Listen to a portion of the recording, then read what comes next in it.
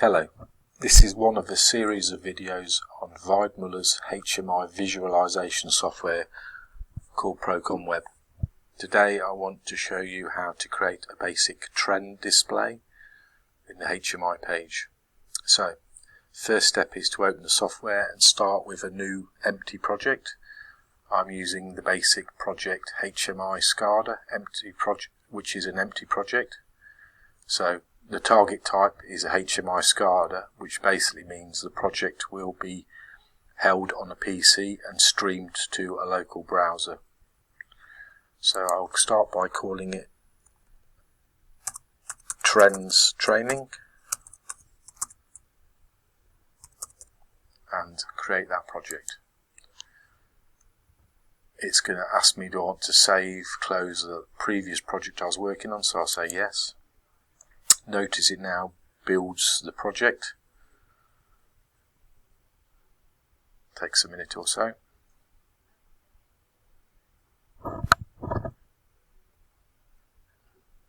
Okay, so the project is open now, and this is your project tree view. So what I would suggest is the first step is to create some tags or variables we want to trend. So to do that, we go into Process Connection, Tags, and for simplicity I'm just going to use tags that are local to the HMI. They're not connected, so I'm not connected to a PLC at all, they're just local tags.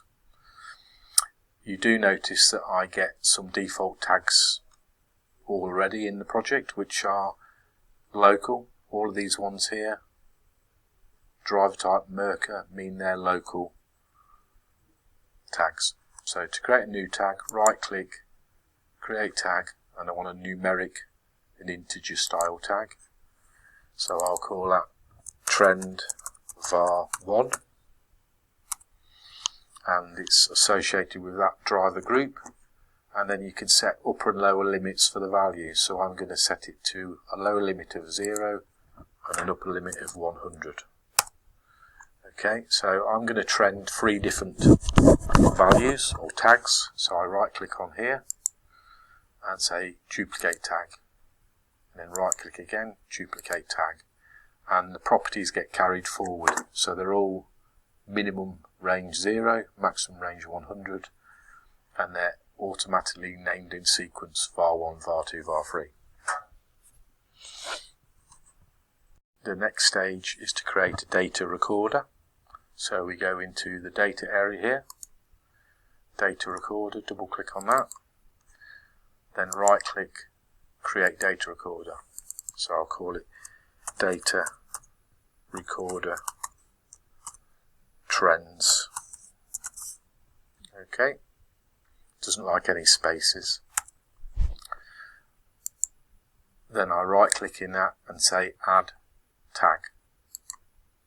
So I then highlight those 3 tags and OK, and they are now there. We then have to create a data recorder view. So we go into View, Open, right click, New View, Data Recorder Trend View, just to give it logical names. Okay, let's maybe recorrect that spelling.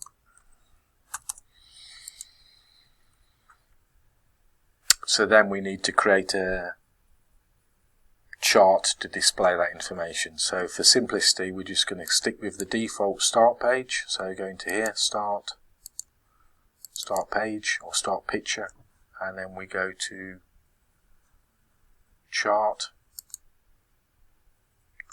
and all I need to do at the minute, well, I need to define the size of the chart. So I'm going to make it a bit bigger, 800 by 600.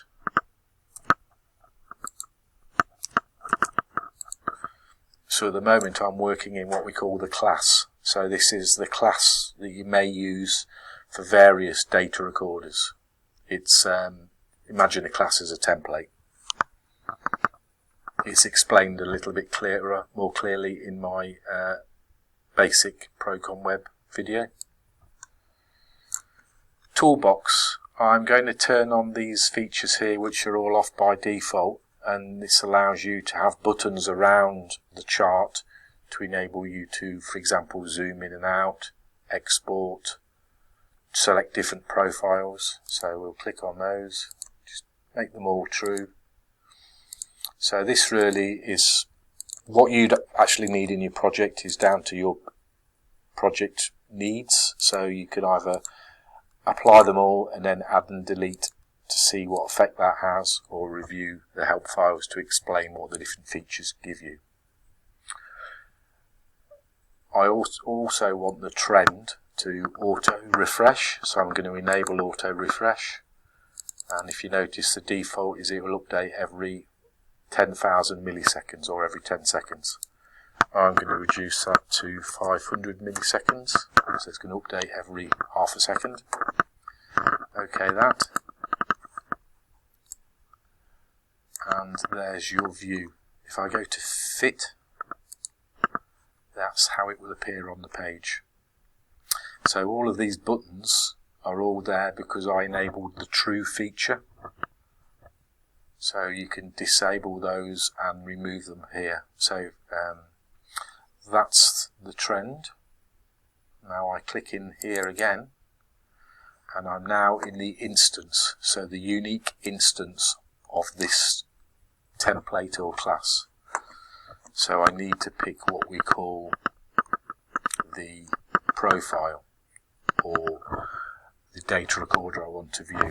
So in selected profiles I click here and I say data recorder trend view, and the default time range is to show the last minute. I can change this to show various time ranges, but I'm leaving it at selecting last minute by default. OK that, and then default profile. So what do I actually want to show? Because bearing in mind I may have multiple data recorders and they can all be viewable through this one chart. So in my example I've only got one data recorder, but may have 2 or may have 10, and I can select between the various profiles. So we can OK that, that's all I need to set. Now what we need is a way of changing the values of the tags, because these are just local tags on the HMI. So the simple way to do that is to use a slider. So under simple controls, slider, go into the class properties, and I'm going to set a fixed lower limit, static input, which will be 0, and a fixed upper limit, which will be 100. If you remember, I set the tags to have properties of a value between 0 and 100, so this means I can slide the values between that range. OK that.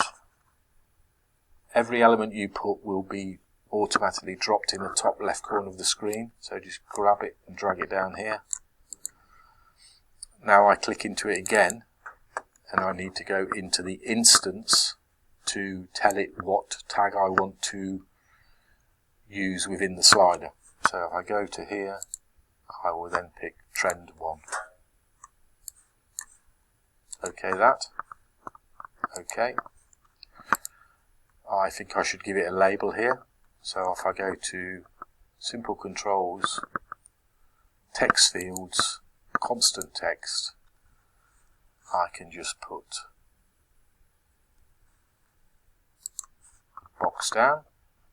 Don't worry too much about the size, it will elongate to suit, so you just drag that into position, double click into it, and then within the instance is where we label it.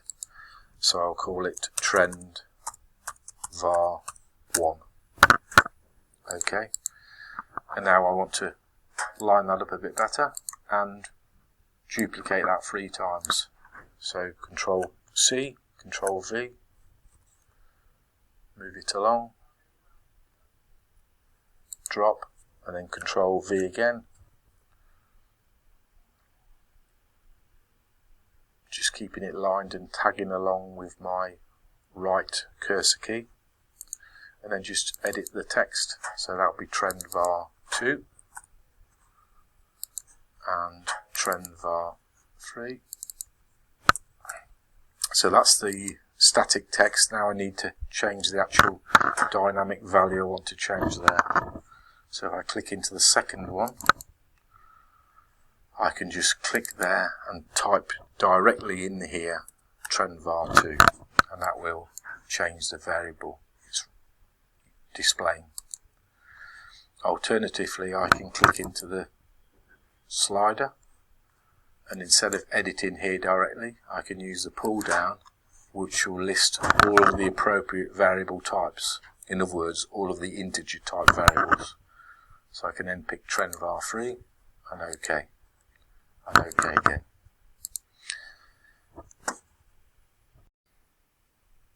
So to recap, we have created 3 tags, trendvar1, 2 and 3, which are of integer type. I'll just show you that again. There they are, with a range of 0 to 100. Then we've gone into data recorder, created a data recorder and a view of the data recorder. And then we've added that to start picture. There are a few more adjustments I need to make to the project. So I need to go into the data recorder view, right click there and add curve, and then pick the 3 curves or the 3 tags.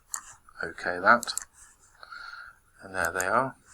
I would recommend that we optimize the resolution so that you get a full screen view in your local PC browser. So to do that, go to device configuration, and in here you've got 3 headings. These are the type of target device you're going to stream the project to. So default would be a PC or IPC, and then you've got tablet and smartphone. So if I expand default, I would tick these 2 options, scale to full screen and keep aspect ratio. That way you'll get the best view possible on the PC's browser. So we're now ready to stream the project. So we go to project environment, create, sort of build the project, OK that. Notice here it's progress bar as it's building the project, and here it says no target system, which basically means we haven't assigned a target where we want to stream the project. So then that's the next stage, target system, and it has identified the PC locally, so that is the name of my local PC that I'm creating a project on. I could type in an IP address of another device on the network with a browser, another PC, or I could type in the IP address of my local PC, but it's already there. So if you notice when I hit OK, it's now saying that's the target system. So if that's not there, you won't be able to download. Now go online. When you install ProconWeb initially, you may have been asked to enter a streaming password. If you did enter a streaming password, this is what you must enter now. If you didn't, just hit OK. There's a project already in the browser memory, so it's saying, do I want to update and replace? Yes. And now it's getting ready to stream the project. OK to start streaming. OK, so I can now open my browser, open UK 100.15:16700. So as we said earlier, the name of my PC, I could equally put the IP address, then it's :16700. Hit refresh, and you can see values there. They're my 3 trends, and these are the values. I can now adjust them using the sliders.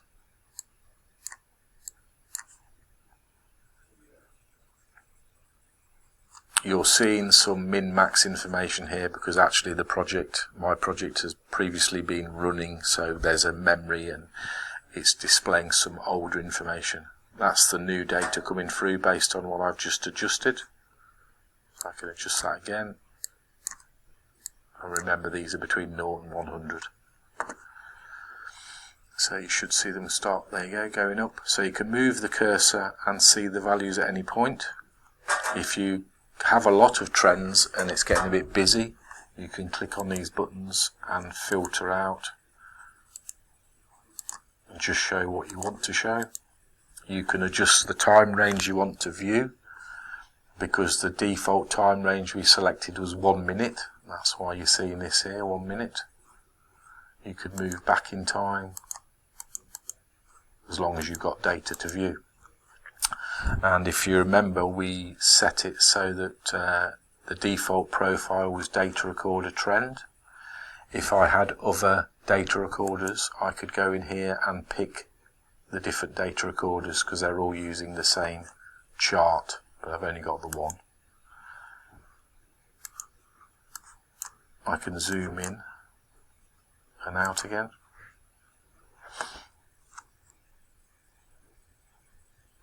So there are lots of features here you can play with, and as I say, it's either a case of trial and error or refer to the help files and to identify what these different buttons do for you. Okay, I hope that's been useful, giving you a basic idea of how to create a trend graph showing 3 different tags.